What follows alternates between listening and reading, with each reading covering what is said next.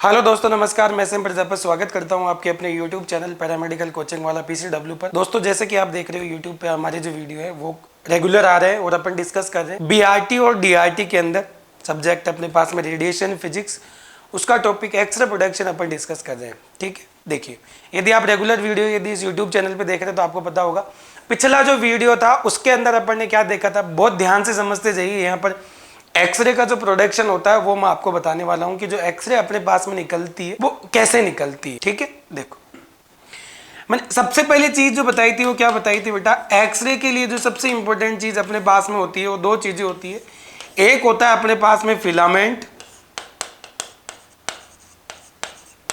एक होता है अपने पास में फिलामेंट और दूसरा होता है बेटा अपने पास में टारगेट।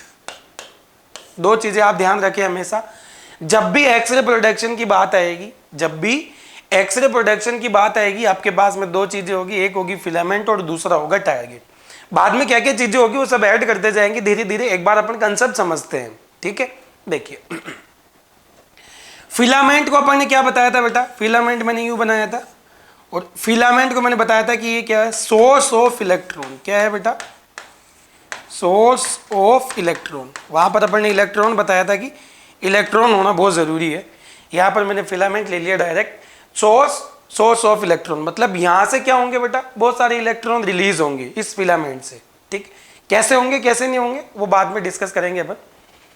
ये मैंने बनाया था बेटा टारगेट। ठीक है कि नहीं, ये थोड़ा सा रिवाइज करवा रहा हूं मैं, ये टारगेट। ठीक है, यहां से इलेक्ट्रॉन निकलेंगे और इलेक्ट्रॉन निकलने के बाद में कहां टकराएंगे बेटा, इस टारगेट से टकराएंगे। और टारगेट से टकराने के बाद में अपने पास में देखो क्या चीज मिली थी, दो चीजें अपने को यहां मिली थी। एक 1% अपने पास में जो मिली थी वो एक्सरे और दूसरा अपने पास में 99% मिली थी वो हीट। और ये सब प्रोसेस मैंने समझाया था बेटा आपको, एनर्जी कंजर्वेशन की वजह से मिली थी। किसकी वजह से मिली थी बेटा, यहां पर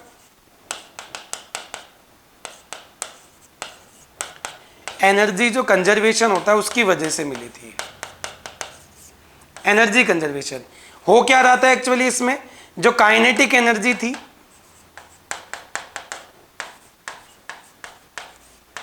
काइनेटिक एनर्जी किस किस में कन्वर्ट हो रही थी बेटा, काइनेटिक एनर्जी कन्वर्ट हो रही थी एक्सरे के अंदर और बाद में हीट में। ये हीट भी कैसे रिलीज होती है कैसे नहीं होती है ये सब बाद में डिस्कस करेंगे अपन। यहाँ पर 1% अपन एक्सरे बता रहे थे और 99% हीट बता रहे थे। कुल मिला के ओवरऑल यदि अपन इसकी बात करें तो ये ओवरऑल किसको बताएगा बेटा, एनर्जी कंजर्वेशन को बताता है। आपको पता है पूरे ब्रह्मांड की, पूरे यूनिवर्स की जो एनर्जी है वो क्या है, कांस्टेंट है। आप इसमें एक जूल क्या 0.001 जूल एनर्जी भी इसमें ऐड नहीं कर सकते हो, क्योंकि जो यूनिवर्स की एनर्जी है वो क्या है, पूरी की पूरी कांस्टेंट है। ठीक है कि नहीं, देखिए तो ये सब एनर्जी कंजर्वेशन का एग्जांपल है एक्सरे वाला, ध्यान। ठीक है, देखिए, अब यहां से अपन ने डिस्कस किया था कि बेटा देखिए, बहुत ध्यान से समझना। यहां पर एक बार के लिए मैं इसको मान लेता हूं कि यहां से कोई एक फिलामेंट जो मैंने लगा रखा है वो क्या करेगा बेटा, इलेक्ट्रॉनों का इमिशन करेगा, वहां से इलेक्ट्रॉन निकलते रहेंगे। ठीक है, कैसे निकलेंगे इस प्रोसेस को अपन क्या बोलते हैं ये आगे डिस्कस करेंगे अपन। बहुत सिंपल आप समझने की कोशिश करो। मेरे पास में ये इलेक्ट्रॉन है जो कि फास्ट मूविंग है। यहाँ पर कैसे है बेटा, फास्ट मूविंग है। अब ये फास्ट मूविंग इलेक्ट्रॉन जब भी इससे टकराएंगे तो क्या होगे, ये अपनी एनर्जी लॉस्ट करेंगे और एनर्जी किस किस में करेंगे, 1% एक्सरे में, 99% हीट में। तो इसके साथ में देखो क्या प्रोसेस होगा। एक बात हो गई फिलामेंट पे, दूसरी बात कर रहा हूं मैं टारगेट की। ठीक है, टारगेट जो ये है ये किसी ना किसी मटेरियल का बना हुआ रहेगा। पिछली वीडियो में अपन ने डिस्कस किया था, किसी ना किसी मटेरियल का ये बना हुआ रहेगा। ठीक है, अब किसी ना किसी मटेरियल का मान के चलो, आप वाई मान लो, जेड मान लो, कुछ भी मान लो। जो मटेरियल होगा उसमें जनरली अपने को पता है किस किस से मिलकर बनेगा बेटा, ये एटम से मिलकर बनेगा और दूसरा बनेगा ये मॉलिक्यूल से। किससे मिलकर बनेगा, मॉलिक्यूल्स। और आपको पता है एटम मिलकर क्या बनाते हैं बेटा, मॉलिक्यूल्स बनाते हैं। तो सबसे पहले अपन बात किस पे कर लेंगे बेटा, एटम पे डिस्कस करते हैं अपन। किस पे डिस्कस करते हैं, सबसे पहले अपन एटम पे डिस्कस करते हैं। ठीक है कि नहीं, और उसके बाद में अपन प्रोसेस समझाते हैं। ठीक है, देखिए, पिछला वीडियो यदि बहुत ध्यान से देखा हो तो मैंने क्या बनाया था, एक एटम के बारे में बात करता हूं मैं। ध्यान रखना, एटम मैंने कहां से उठाया बेटा, टारगेट से। कहां से उठाया है, टारगेट से, टारगेट मैं वाई मटेरियल का बना रहा हूँ और वाई मटेरियल के अंदर क्या है, एटम एंड मॉलिक्यूल्स है, तो उसका छोटा सा पार्ट बना रहा हूँ मैं, क्या, एटम।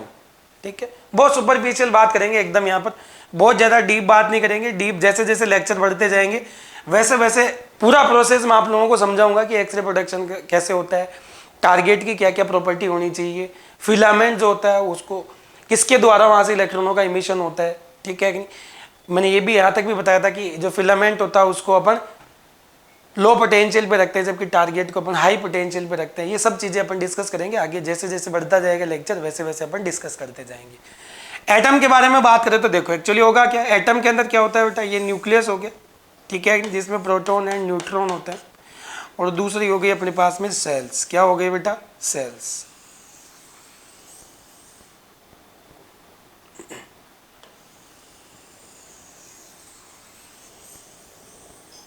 ये अपने पास में हो गए बेटा सेल्स। अपने पास में ये क्या हो गया बेटा, एटम हो गया। अपने पास में ये क्या हो गया बेटा, एटम। ठीक है कि नहीं। एटम के अंदर ये क्या बनाया मैंने, न्यूक्लियस। वैसे पिछले वीडियो में मैंने थोड़ी बहुत चीजें बताई थी इसकी। ये अपने पास में आ गया न्यूक्लियस। क्या आ गया बेटा, ये न्यूक्लियस। ये क्या आ गई बेटा, शेल्स। क्या आ गई है, शेल। ठीक है, इनको बोलते हैं बेटा नाभिक बोलते हैं इसको हिंदी में, थोड़ा बहुत बता देता हूँ मैं आपको, नाभिक। और इनको बोलते हैं अपन कोष। कोष बोल दो या कक्ष बोल दो, एक ही चीज है बेटा। नाभिक के अंदर क्या होता है बेटा, प्रोटॉन प्लस न्यूट्रॉन होते हैं, और सेल्स के अंदर क्या होते हैं, इलेक्ट्रॉन्स होते हैं। ये सब समझाऊंगा मैं आगे। यहां अपने पास में आ गए इलेक्ट्रॉन,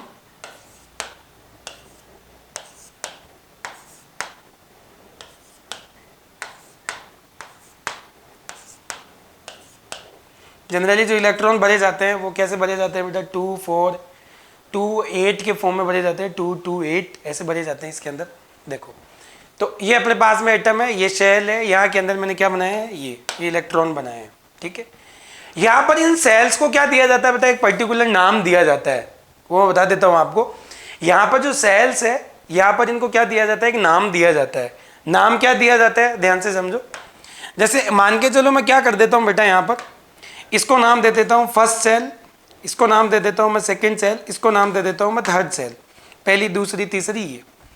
तो इनको एक स्पेसिफिक नाम के द्वारा बताया जाता है यहाँ पर, और वो क्या बोला जाता है बेटा, अंदर से अपन देख रहे हैं इसको नाम दिया जाता है बेटा के सेल, जो नाभिक के पास में होती है। जो नाभिक के पास में होती है उसको क्या बोलते हैं बेटा अपन, के सेल। नाभिक से जैसे दूर बढ़ते जाओगे इसको बोलते हैं बेटा के एल सेल बोलते हैं इसको बोलते हैं एम सेल। आगे जैसे जैसे बढ़ते जाओगे K L M N O P ऐसे बढ़ता जाएगा ये। ठीक है, तो देखिए नाभिक के जस्ट पास में जो सेल होगी उसको क्या बोलेंगे बेटा अपन, के सेल। उसको क्या बोलेंगे अपन, के सेल। उसके बाद में क्या बोलेंगे बेटा अपन, एल सेल। ये सब काम आएगी बेटा, मैं सब काम की चीजें बता रहा हूँ आपको, बहुत बेसिक से अपन पढ़ रहे हैं इनको। पास वाली जो सेल आएगी वो आएगी के सेल, उसके बाद में आएगी एल सेल, उसके बाद में एम सेल। वही मैंने यहाँ पे लिखा है, पूरा लिखना चाहो सीरीज आप पूरी लिख सकते हो। उसके बाद में एम एन ओ पी ये चलती रहेगी बेटा सीरीज। जैसे जैसे आप आउटर की तरफ, नाभिक से बाहर की तरफ चलते जाओगे वैसे वैसे ये जो शेल है ये भी बढ़ती जाएगी। आगे बात समझ में, देखिए बीच में नाभिक हो गया, दूसरा शेल हो गया, शेल भी अपने पास में के शेल हो गई, एल शेल हो गई, और ये देखिए बेटा, ये मान लेता हूं मैं, क्या मान लेता हूं, एन ओ पी ये सेल इसमें नहीं है। इसमें क्या नहीं है, एन ओ पी ये शेल इनमें नहीं है।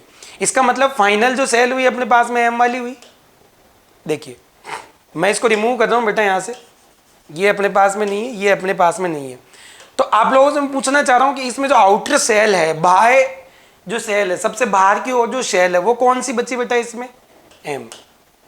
ठीक है, इसको बोलता हूं बेटा मैं आउटर शेल। क्या बोलता हूं बेटा मैं इसको, आउटर शेल, बाह्य कोष। इसको क्या बोलूंगा बेटा मैं, बाह्य कोष। ठीक है, ये तो अब अपने पास में देखिए इस एटम का कितने कितने पार्ट हो गए, ध्यान से समझते जाना। फर्स्ट पार्ट हो गया अपने पास में न्यूक्लियस, सेकंड पार्ट हो गया शेल। सेकंड पार्ट क्या हो गया, शेल। और शेल का भी सेकंड पार्ट कौन सा हो गया, सेकंड पार्ट का भी फर्स्ट पार्ट, सेकंड का भी फर्स्ट पार्ट कौन सा हो गया, आउटर शेल, बाह्य कोष। और के को क्या बोलोगे बेटा आप, इनर शेल। के को क्या बोलोगे बेटा, इनर शेल। ध्यान से समझिए, यहां पर के है, ये क्या है बेटा, इनर, अंदर की तरफ है, नाभिक के जस्ट पास में आ रहा है, इस वजह से इसको क्या बोलेंगे बेटा, इनर सेल। बहुत छोटी छोटी टर्म है, ध्यान से समझते जाइए, समझ जाओ। क्या बोलूंगा बेटा मैं इसको, इनर सेल। क्या बोलूंगा इसको, इनर सेल। इनर सेल मतलब अंदर की तरफ, ठीक है। इस एम को ही मैं फाइनल मान रहा हूं कि एम ही सबसे लास्ट सेल है, इसको क्या मानूंगा बेटा मैं, आउटर सेल। क्या मानूंगा बेटा मैं, आउटर सेल, ठीक है। इसको बोलूंगा मैं आंतरिक कोष,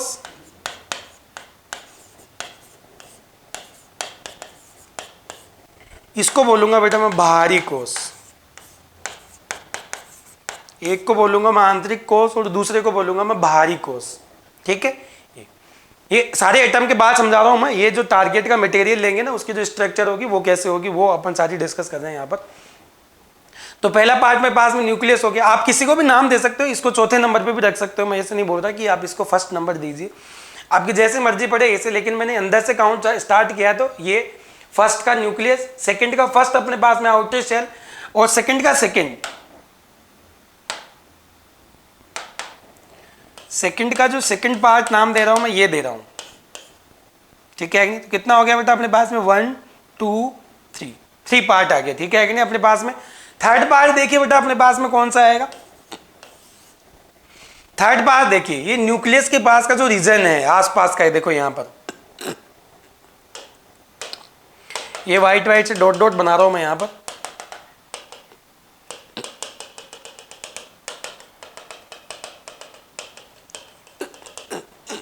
ये डॉट डॉट सा पार्ट है, इसको मैं नाम दे रहा हूं बेटा न्यूक्लियर फील्ड। क्या नाम दे रहा हूं मैं इसको, न्यूक्लियर फील्ड। क्या नाम दे रहा हूं बेटा मैं इसको, न्यूक्लियर फील्ड, नाभिकीय क्षेत्र।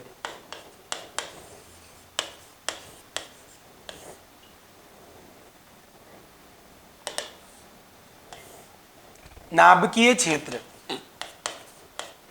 ये जो व्हाइट वाला पार्ट मैंने लिया है इसको क्या नाम दूंगा बेटा मैं, नाभिकीय क्षेत्र, ठीक है कि नहीं। देखिए और फोर्थ जो पार्ट अपने पास में आ गया, ये देखो पूरे तो 4 टाइप हो गए अपने पास में, वैसे अपने को काम में भी यही लेना है।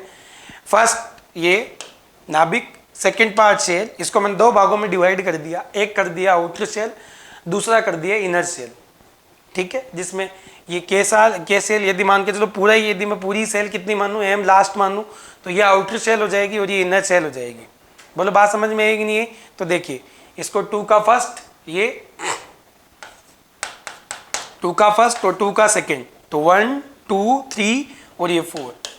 इसका मतलब जो अपने पास में टारगेट अपन ने लिया है, ठीक है कि नहीं। देखिए यह समझिए बेटा, अपन ने जो टारगेट लिया वो किसी ना किसी मटेरियल के अपन लेंगे, किसका लेंगे, किसका लेने से क्या बेनिफिट होगा, ये अपन आके डिस्कस करेंगे। आप कंटिन्यू वीडियोस जो आ रहे हैं उनको देखते जाइए, मैं सारा एक्सप्लेन करूंगा बेटा। इनमें जो मटेरियल अपन ने लिया है वो या तो एटम से बनेगा या न्यूक्लियस से मॉलिक्यूल से बनेगा, या फिर वो मॉलिक्यूल से बनेगा, तो मॉलिक्यूल जो होते हैं वो भी एटम से मिलकर ही बनते हैं, ठीक है। तो मैं एटम डिस्कस कर रहा हूँ, एटम में आपको कितने पार्ट बताए बेटा मैंने, 4 पार्ट बताए हैं। यदि आप ध्यान से देखोगे बेटा तो मैं इसमें 4 पार्ट बताए हैं, ठीक है। फर्स्ट पार्ट बताया है न्यूक्लियस, सेकंड पार्ट बताया, देखो सेकंड सेल है, सेल को 2 भागों में डिवाइड किया है मैंने, एक आउटर सेल और दूसरा इनर सेल। नाभिक के पास में जो होगा उसको इनर सेल बोलूंगा, और नाभिक से दूर की तरफ रहेगा, जो बाहर की तरफ रहेगा, उसको आउटर सेल बोला है मैंने। 2 पार्ट ये कर दिया। और तीसरा आ गया, देखो ये व्हाइट वाला जो पार्ट बना रखा है मैंने, डॉट डॉट सा बना रखा है, इसको बोला है मैंने न्यूक्लियर फील्ड। क्या बोला है उसको, न्यूक्लियर फील्ड, नाभिकीय क्षेत्र, ठीक है। ये समझ में आया होगा शायद आपके, क्योंकि बहुत बेसिक सी चीजें हैं, ये बेसिक सी चीज आपको समझ में आएगी तभी आपको एक्सरे का जो प्रोडक्शन है वो समझ में आएगा आगे, ठीक है। तो ये मेरे पास में 4 पार्ट आ गए, मैं एक बार लिख देता हूं इनको अलग से। देखिए अंदर से स्टार्ट करते हैं अपन। फर्स्ट पार्ट अपने पास में आया बेटा कौन सा है, नाभिक, न्यूक्लियस। फर्स्ट पार्ट कौन सा है, न्यूक्लियस, नाभिक, ठीक है। सेकंड पार्ट देखिए, सेकंड पार्ट अपने पास में है आउटर शेल, अलग अलग नाम दे रहा हूं बेटा मैं इनको, आउटर शेल, बाहरी कोष, या फिर पहले काम कर लीजिए आप, नाभिक से स्टार्ट करिए तो नाभिक के जस्ट बाद में कौन सा आएगा, देखिए बेटा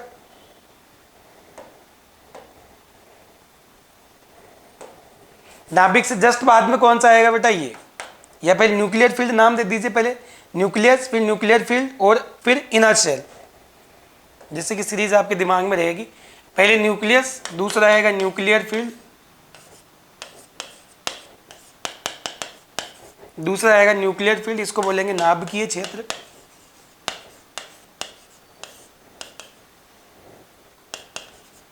नाभिकीय क्षेत्र, ठीक है। थर्ड पे देखिए बेटा, थर्ड अपने पास में आएगा बेटा इनर शेल, ठीक है कि नहीं, आंतरिक कोश बोलेंगे इसको अपन।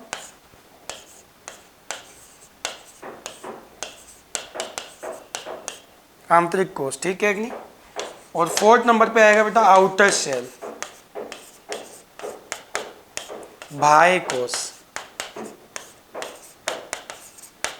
क्या आएगा बेटा, बाह्य कोश। तो अपने पास में कितने सेल आ गए बेटा, 4 जोन आ गए। जो एटम अपन ने लिए हैं उनको क्या आ गए बेटा अपने पास में, 4 जोन आ गए। कितने आए, 4। फर्स्ट न्यूक्लियस, या आप बोल सकते हो कि 4 पार्ट में अपन ने डिवाइड कर लिया एक एटम का।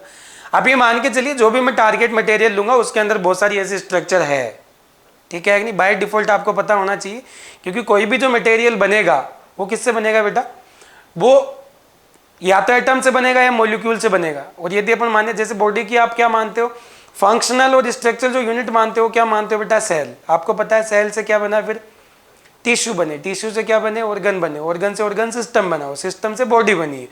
ऐसे अपन क्या मानते हैं, कोई भी जो टारगेट मटेरियल लेंगे, एक्स वाई जेड जो भी मानेंगे, सब आगे बताऊंगा मैं। एक्स वाई जेड जो भी मान लो टारगेट वाई मान लिया, उस टारगेट को किस किस से मिलकर बनेगा, एटम से बनेगा, मॉलिक्यूल से बनेगा। एटम के बारे में अपन ने डिस्कस किया, इसका मतलब जो भी मटेरियल बनेगा उसके अंदर एटम सबसे स्मॉलेस्ट यूनिट होगी। एटम के बारे में अपन ने डिस्कस किया, और एटम के कितने पार्ट कर लिए अपन ने, 4 भागों में डिवाइड कर लिया अपन ने एटम के, या फिर अपन ऐसे बोल सकते हैं एटम के 4 पार्ट अपन ने डिवाइड कर दिए यूं।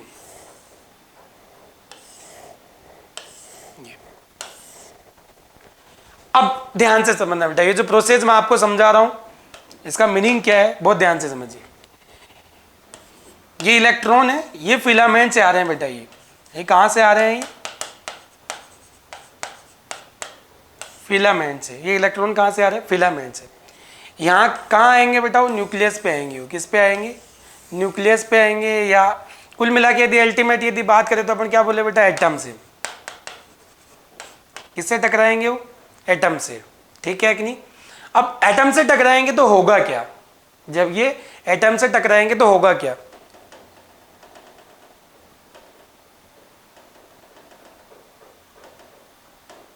इसको नेक्स्ट पेज पे बना रहा हूं, फिर इनके नाम देंगे अपन की किसको क्या नाम अपन दे रहे हैं, ठीक है। देखिए ध्यान से समझते जाइए।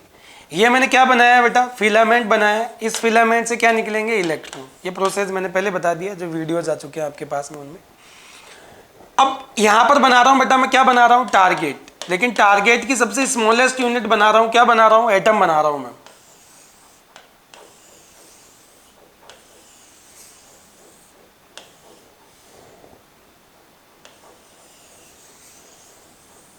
ये मैंने एटम बना दिया है। यहाँ पर 4 पार्ट, ये न्यूक्लियस हो गया, ये के सेल हो गई, ये एल सेल हो गई, ये एम सेल हो गई, ठीक है। देखिए अब आप जरा सोचिए बेटा, ये जो इलेक्ट्रॉन है, ये इलेक्ट्रॉन अपन क्या बोलते हैं, टारगेट के साथ में इंटरेक्ट करते हैं। क्या करते हैं बेटा, ये टारगेट के साथ में इंटरेक्ट करते हैं। तो याद करो स्टार्टिंग में मैंने बताया था एक्सरे प्रोडक्शन के अंदर कि एक्सरे का जो प्रोडक्शन होगा उसमें क्या होगा, when the fast moving electron suddenly stopped by the target then emission of the x ray.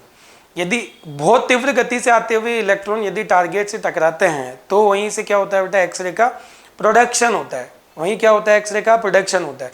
तो अब एक्चुअली मैं उसको क्या कहता हूँ, उसकी जो लेयर है ना वो लेयर हटा रहा हूँ, ठीक है, धीरे धीरे। इसका मतलब जो टारगेट लिया उसकी स्मॉलेस्ट यूनिट मैंने क्या ली, एटम। और एटम आप लोगों के सामने मैंने बना रखा है, ये एटम बना रखा है मैंने आपके सामने, ठीक है। इलेक्ट्रॉन आएगा, अब ये इलेक्ट्रॉन आएगा तो बेटा इनके पास में, इलेक्ट्रॉन के पास में 4 ऑप्शन है। इलेक्ट्रॉन के पास में कितने ऑप्शन है बेटा, 4 ऑप्शन है। क्या क्या ऑप्शन है, सबसे पहले देखिए, ये जो इलेक्ट्रॉन है बेटा, ये वाला इलेक्ट्रॉन हो सकता है आउटर शेल के इलेक्ट्रॉन से टकरा जाए, क्योंकि शेल के अंदर भी तो इलेक्ट्रॉन है। हो सकता है ये जो इलेक्ट्रॉन आ रहा है वो किससे टकरा जाए, आउटर शेल के इलेक्ट्रॉन से टकरा जाए, फर्स्ट चीज। सेकेंड चीज देखिए बेटा, सेकेंड चीज क्या हो सकता है, हो सकता है ये जो इलेक्ट्रॉन आ रहा है वो किससे टकराया है बेटा, इनर शेल से टकराए, किससे टकराए,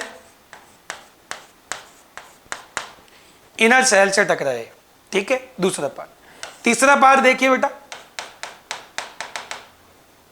हो सकता है ये इलेक्ट्रॉन किससे टकराए, न्यूक्लियर फील्ड से टकराए। कैसे टकराएगा, क्या प्रोसेस होगा, सब समझाऊंगा बेटा मैं आपको यहां पर, न्यूक्लियर फील्ड से, ठीक है कि नहीं। और फोर्थ नंबर पर अपने पास में जो आता है वो कौन सा आता है बेटा, हो सकता है ये जो इलेक्ट्रॉन है वो किससे टकरा जाए बेटा, न्यूक्लियस से टकरा जाए, वो किससे टकरा जाए, न्यूक्लियस से, ठीक है। इसका मतलब क्या हो गया बेटा, आप ध्यान से समझो कि जो इलेक्ट्रॉन फिलामेंट से निकलेगा वो इलेक्ट्रॉन फिलामेंट से निकलने के बाद में इस टारगेट मटेरियल में 4 तरीके से वो इंटरेक्ट कर सकता है, 4 तरीके से वो टकरा सकता है। हो सकता है ये इलेक्ट्रॉन आउटर सेल से टकराए, हो सकता है ये इलेक्ट्रॉन इनर सेल से टकराए, हो सकता है ये इलेक्ट्रॉन न्यूक्लियर फील्ड से टकराए, और हो सकता है ये इलेक्ट्रॉन न्यूक्लियस से टकराए, ठीक है कि नहीं। तो ये चारों प्रोसेस है, इन चारों प्रोसेस को अपन ने यहाँ देखा है। देखिए यदि इलेक्ट्रॉन क्या होता है बेटा, बहुत ध्यान से समझते जाइए इनको, यदि इलेक्ट्रॉन आउटर सेल से टकराता है, यदि इलेक्ट्रॉन किससे टकराता है बेटा, आउटर सेल से, तो यहां बनेगा बेटा अपने पास में वर्ड आयोनाइजेशन। याद करो पिछले वीडियो के अंदर नाम बता के गया था मैं आपको, आयोनाइजेशन, इसको बोलते हैं बेटा आयनन। क्या बोलते हैं बेटा इसको, आयनन, ठीक। क्या होता है ये अपन कंटिन्यू डिस्कस करते रहेंगे। इनर सेल से यदि टकराता है, और इनर सेल अपन ने किसको माना है बेटा, के शेल को, यदि क्या माना है अपन ने इसको, के शेल, के शेल से यदि टकराता है तो यहां पर अपने पास में जो एक्सरे आएगी वो आएगी कैरेक्टरिस्टिक एक्सरे। कौन सी आएगी बेटा, कैरेक्टरिस्टिक एक्सरे।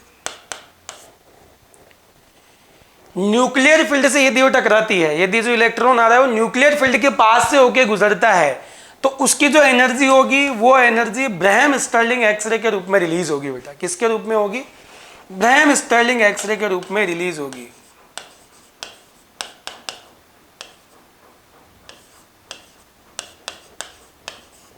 ब्रैहम स्टर्लिंग एक्सरे के रूप में रिलीज होगी, ठीक है कि नहीं। और क्या होगा बेटा, यदि वो किससे टकराए बेटा, नाभिक से टकराए, यदि किससे टकराए, नाभिक से, तो वो क्या करेगा, एनर्जी लॉस करेगा,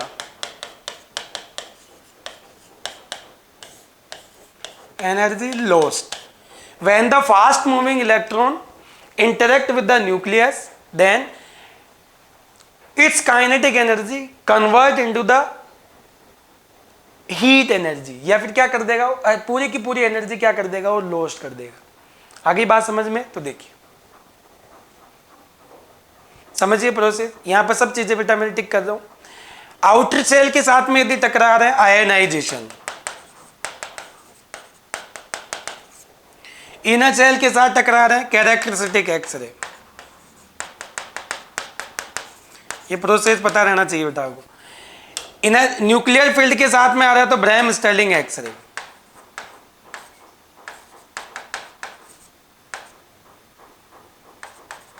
ब्रैहम स्टर्लिंग एक्सरे, और लास्ट नाभिक के साथ में यदि इंटरेक्ट होता है तो हीट, ठीक है।